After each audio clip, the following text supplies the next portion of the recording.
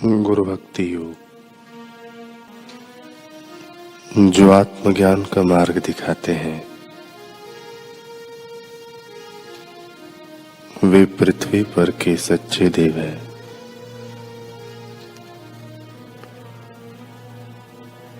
गुरु के सिवाय यह मार्ग कौन दिखा सकता है।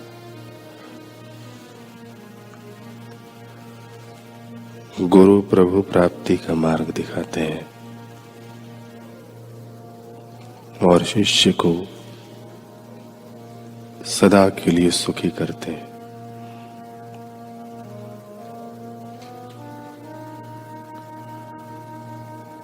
जो पूर्णता का मार्ग दिखाते हैं वे गुरु हैं। गुरु सच्चे शिष्य को प्रभु की ओर से प्राप्त भेंट है।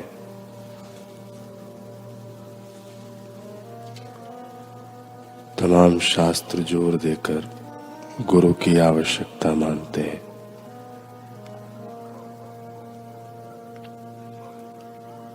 श्री राम जैसे देवी अवतार ने भी श्री वशिष्ठ जी को अपना गुरु माना था और उनकी आज्ञाओं का पालन किया था। शिष्य दुनियावी दृष्टि से चाहे कितना भी महान हो, फिर भी गुरु की सहाय के बिना वह निर्वाण सुख का स्वाद नहीं चख सकता।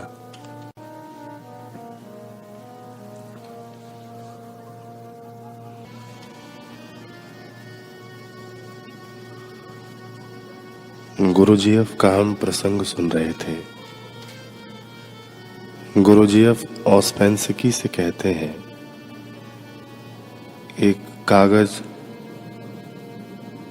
और एक कलम देकर कि तुम जो कुछ जानते हो इस पर लिख दो, ताकि हम उन विषयों पर चर्चा कर समय खर्च न करें। जो शेष रह जाएगा, जो बच जाएगा, मैं उस पर ही रोशनी डालूंगा। उस छोटे से कागज के टुकड़े को देखकर ऑस्पेंसकी को अपनी बहुत बेइज्जती महसूस हुई। क्या उसके ज्ञान भंडार की मात्रा इतनी कम थी जो इतने से कागज में सिमट जाती।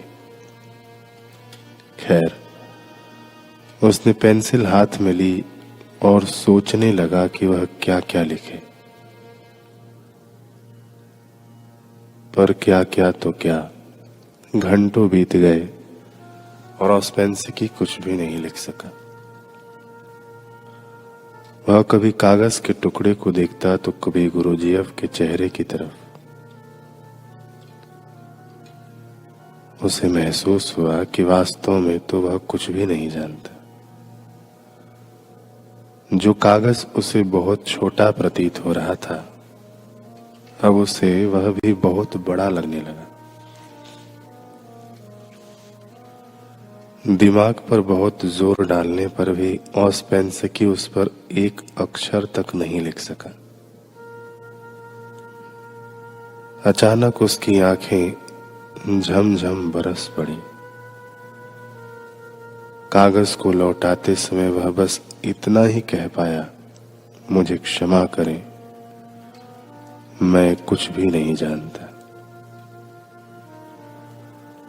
गुरुजीएफ बोले, पर तुमने तो कई 100 पन्नों की सत्य पर पुस्तक लिखी है ना। ऑस्पेंसकी ने कुछ नहीं कहा, केवल अपना सिर झुका लिया। इधर गुरुजीएफ ने उसे अपना शिष्य स्वीकार कर लिया। अहंकार पर चोट सहने की पहली सीढ़ी ऑस्पेंसकी पार कर चुका था, किंतु आगे की बड़े स्तर वाली परीक्षाएं अभी बाकी थी। एक बार गुरुजीएफ और ऑस्पेंसकी न्यूयॉर्क से सैन फ्रांसिस्को जा रहे थे। वहां पर गुरुजीएफ ने कुछ भाषण देना था। ऑस्पेंसिकी गुरुजीएफ के एक एक शब्द को लिख लेता था ताकि उनके संकलन को पुस्तक के रूप में छापा जा सके। रेलगाड़ी का सफर 3-4 दिनों का था। ऑस्पेंसिकी और गुरुजीएफ खाना खाने के लिए रेलगाड़ी की पेंट्री में पहुंचे, लेकिन अचानक से गुरुजीएफ नशे में धुत व्यक्ति की भांति व्यवहार करने लगे।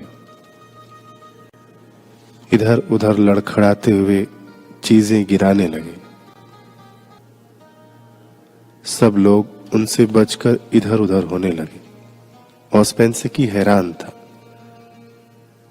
क्योंकि वह पूरा समय गुरुजीएफ के साथ ही था और अच्छी तरह जानता था कि गुरुजीएफ ने कोई नशा नहीं किया। वह सबसे चिल्ला चिल्ला कर कहता रहा, आप निश्चिंत रहें, ये कुछ भी गलत नहीं करेंगे, इन्होंने कोई नशा नहीं किया है, ये तो एक जागृत व्यक्ति हैं। अभी भी यह सब जोर जोर से कह ही रहा था कि गुरुजीएफ ने पानी से भरा ग्लास उठाया और लोगों पर उछाल दिया। इससे पहले कि गुस्से से भनभनाए लोग गुरुजीएफ पर बरसते, ऑस्पेंसिकी तुरंत उन्हें पेंट्री से ले गया। केबिन में जाकर वह गुरुजीएफ पर चिल्लाया, यह क्या कर रहे थे आप? ऐसा दोबारा मत करना। थोड़ी देर बाद वह फिर से गुरुजीएफ के साथ पेंट्री में पहुंचा। वहां पहुंचते ही गुरुजीएफ ने आव देखा न ताव और किसी की अटैची उठाकर ट्रेन से नीचे फेंक दी।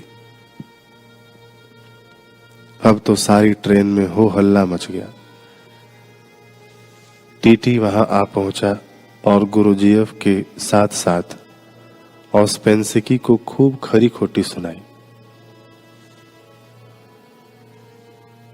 ऑस्पेंसिकी को चाबी थमाते हुए बोला, यह लो, अपने कंपार्टमेंट को अंदर से बंद करके रखो, नहीं तो तुम दोनों को अगले स्टेशन पर नीचे उतार दूंगा। शर्मसार हुआ ऑस्पेंसिकी गुरुजीएफ को वापस ले गया। हालांकि उसके भीतर एक कश्मकश चल रही थी। वह मन ही मन सोच रहा था, मैं अच्छी तरह जानता हूं गुरुजीएफ ने कोई नशा नहीं किया, उन्होंने तो इतनी देर से पानी तक भी नहीं पिया, फिर ऐसा व्यवहार क्यों? लेकिन उसे गुरुजीएफ पर बहुत गुस्सा भी आया हुआ था। सबके सामने हुई अपनी बेइज्जती के दृश्य उसकी आंखों के आगे आ रहे थे। आखिर इतनी नामी गिरामी हस्ती था वह दुनिया की नजर में, पर गुरुजीएफ ने सब चौपट कर डाला। इतने में उसकी नजर गुरुजीएफ पर पड़ी तो देखा कि गुरुजीएफ मुस्कुरा रहे थे। अब तो वह और ठन गया। गुरुजीएफ शांत अंदाज में बोले, कहो कैसे हो? ऑस्पेंसिकी झल्ला कर बोला, मैं कैसा हूं? आपने तो अपने साथ साथ मुझे भी जेल भिजवाने की तैयारी कर ली थी। आखिर आपने यह सब क्यों किया? गुरुजीएफ का तुरंत गंभीर स्वर में जवाब आया, तुम्हारे लिए किया। और किसके लिए किया भला? सिखा रहा हूं कि किसी भी स्थिति को संयम से बिना उत्तेजित हुए कैसे संभाला जाता है। ऑस्पेंसिकी ने रूखी आवाज में गुरुजीएफ पर प्रश्न किया, जिसकी अटैची फेंकी है अब वह बेचारा क्या करेगा, सोचा है आपने? गुरुजीएफ उसी शांत लहजे में बोले, बेफिक्र रहो, वह तुम्हारी ही अटैची थी।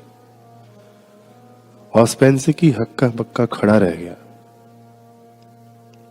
आसपास नजर दौड़ाई तो सचमुच उसकी अटैची वहां नहीं थी। गुस्सा, चिड़चिड़ाहट, सब कुछ उसके भीतर जोर मारने लगा। पर मेरे कपड़े, मेरी डायरी, इतने दिनों की मेरी मेहनत, वह सब कुछ जो मैंने लिखा था। गुरुजीएफ ने कहा, चिंता मत करो, वह सब कुछ मैंने अपनी अटैची में सुरक्षित रखा है। तुम्हारी अटैची खाली है, खाली थी। ऑस्पेंसकी से अब कुछ न कहते बना। उसे भी कहीं न कहीं यह एहसास था कि वह परीक्षा में पास नहीं हो पाया था। खैर, समय बीतता गया। ऑस्पेंसकी कुछ दिनों बाद लंदन चला गया।